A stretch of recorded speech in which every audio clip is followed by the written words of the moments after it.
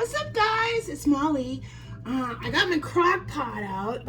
I'm gonna make some chicken chow mein, so I thought I'd show you how we do it here. Now, just to make sure you understand that this is American style, what we call chow mein, but it's not technically traditional Chinese chow mein. No, this is like the way Americanized version of it. Yeah.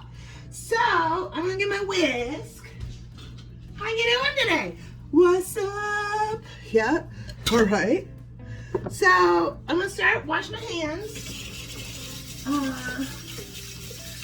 So what I'm doing, you guys, is I have chicken breast. I have my headphones on because I'm trying to speak into the microphone, so it's a little bit easier. So I had a leftover rotisserie chicken. Here's the chicken from the rotisserie chicken. So I'm gonna wait to put that in. I'm gonna make the sauce first. So let me get my measuring cup, and I'll kind of just show you how I do it. So at first we're gonna put in 4 cups of chicken broth. So remember I had shown you guys this bouillon stuff. I use this stuff. It's called Better Than Bouillon. I have no affiliation with it. It's just really easy to cook with it, and it's super yummy. So I'm gonna put in 4 cups of water or 4 cups of chicken broth, whatever you may have. And then I'm gonna add enough bouillon to turn this into the broth. You guys, it's so nice in Minnesota today.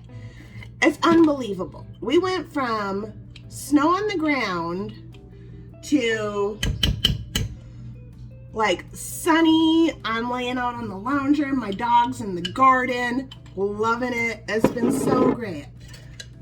Totally happy about it. All right.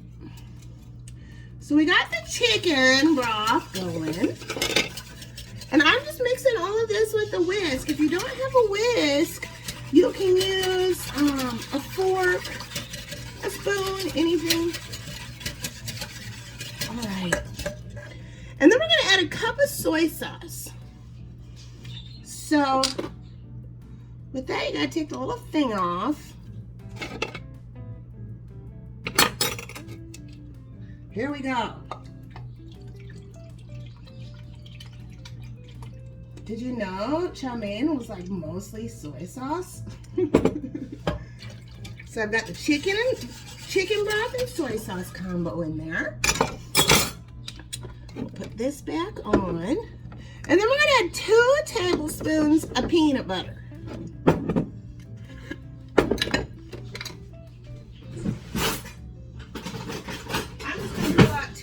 What's about 2 tablespoons. So you guys, a lot of times you can eyeball. Once you like learn what a tablespoon is, you can start eyeballing, and like there's not so much pressure. A lot of times cooking isn't really like baking, where it's like baking is more chemistry, where you have to get like the ratios right and everything like that. Cooking is more you can freestyle it. So once you understand that, if you've been scared to cook, yeah, all that anxiety just kind of loosens up. You can't really screw it up once you realize that. Yeah. All right. So now we need a tablespoon of honey. So right now I happen to have these honeys that I got they were from McDonald's. We had some McDonald's recently. Came with some honey. So I'm just gonna use this rather than waste it. So I'll pour that in. I'm just taking a look quick to see how much comes in a package. So yeah, you guys, when you get like the extra stuff, don't throw it away. You can always use it. Did you know, now they say don't feed babies honey. Do you know why? It's not because of a bee, like you're afraid they might be allergic to bees. It's because the way honey is stored. Honey can carry botulism. And so they don't want little kids, little babies eating botulism because it might kill them. So if you are storing your honey wrong, yep, that's why they say stay away from honey. I never knew that. I always thought it was for like an allergy, but it's because it's for the way the honey was actually stored. All right, so I'm gonna throw these away. So we got 2 tablespoons of honey. No, excuse me, 1 tablespoon of honey. And then 2 teaspoons of rice vinegar. Now I don't have rice vinegar in the house. So I'm gonna just kind of improvise. I've got red wine vinegar. I'm gonna use that.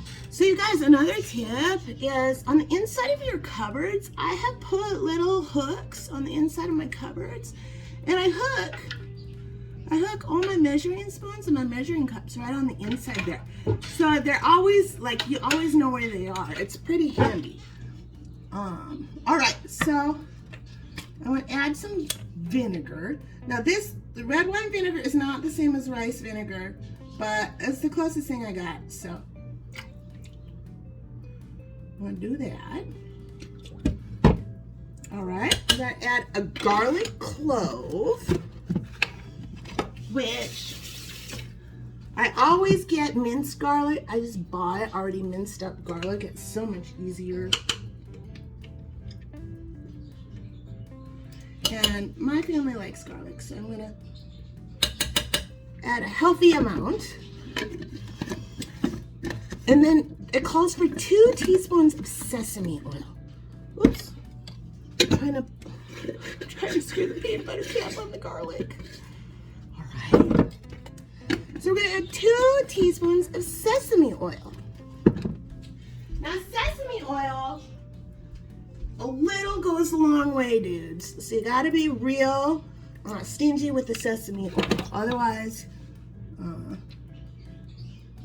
like I said, a little goes a long way. All right.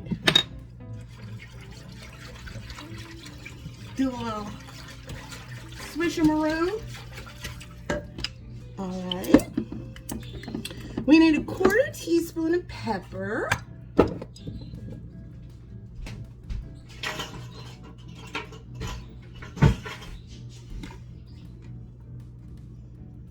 All right. And that's it for right now.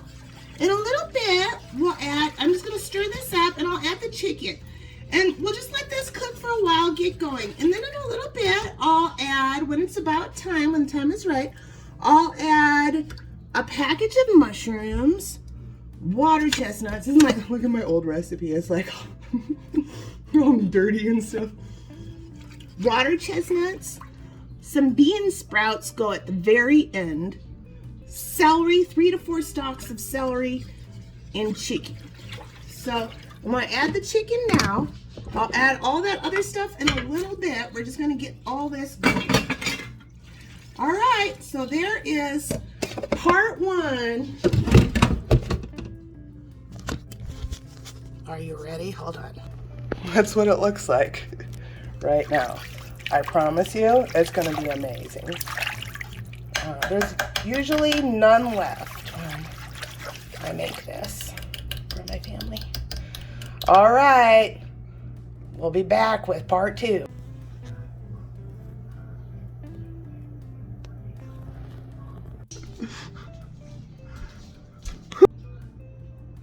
Oh my God, dudes, I was like doing the total next steps and thought I was recording, but I wasn't recording.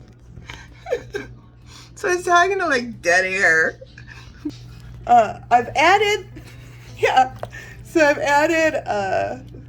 you can add 3 to 4 stalks of chopped celery and a container, just like a container full of mushrooms.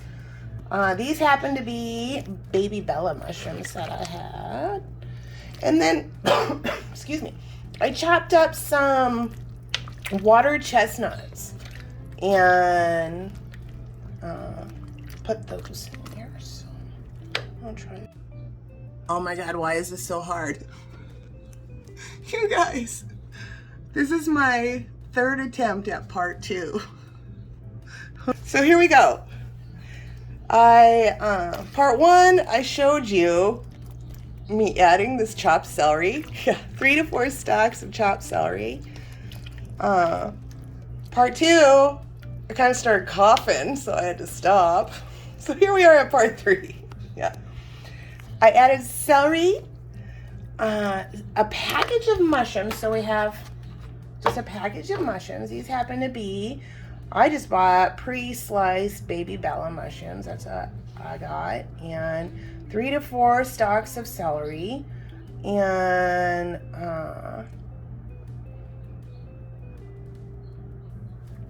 water chestnuts. So a water chestnut, if you don't know, they come like, well, they can come sliced.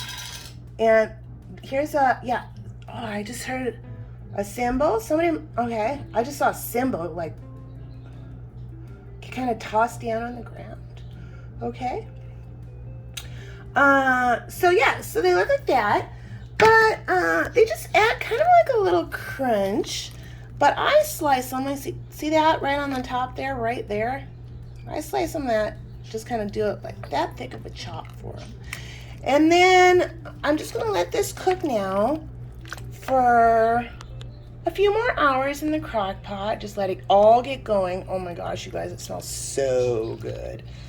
And then we'll put, when I'm ready to get to eat, I'll add a cornstarch slurry to it to thicken it up a little bit. And then we'll put it over chow mein noodles.